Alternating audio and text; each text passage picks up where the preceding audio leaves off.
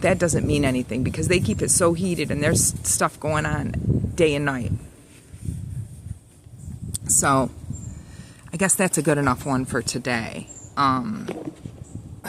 I put up a thing with some food recipes and stuff. I'm just all over the place, and I apologize if the stories come out a little whack, but bear with me, and we'll get through ways that can help you when it's very, this is what I'm looking at. My husband said, "What is your dream?" I said, "I want to be down by a creek. I just want a creek in our yard and our own place and never have to worry about these people again." And you will not probably ever not worry about those people that do those things for such a long period of time again in your life because you've seen how it's turned out for others. And that's why I'm thankful. I'm so thankful. I remember when my uncle died and I had the petition about the dirty funeral director that lost his body and how I began looking at all this. Nicest lady was a lady at the Willamette Valley Historical Society. She listened to me. I mean, I've never even talked to a counselor here. Like, she listened to me talk about my uncle and believed me and said they would help me. And a few of the Dar ladies signed his petition.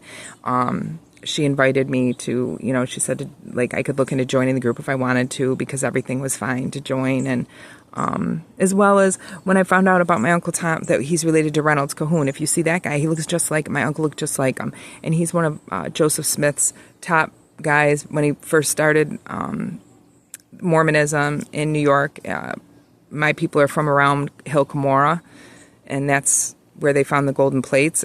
These are stories that, like Bible stories. I don't claim to know anything about any of it. I'm just reading what I read. I'm just telling you what I've read about what's gone on in my own little opinions, which are, like everybody's got them. So, but that was the fact. He was his prophet. He had been there a long time. The story about the 1800s, there's a lot more details to things. The William Morgan affair for the Masonic thing that happened in Batavia, New York, where I'm from, which is right up the street from Attica. And that guy, William Morgan, if you look at him, his statue is like his commemorative statue.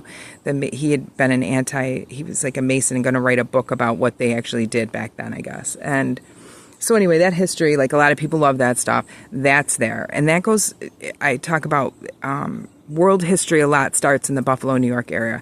That is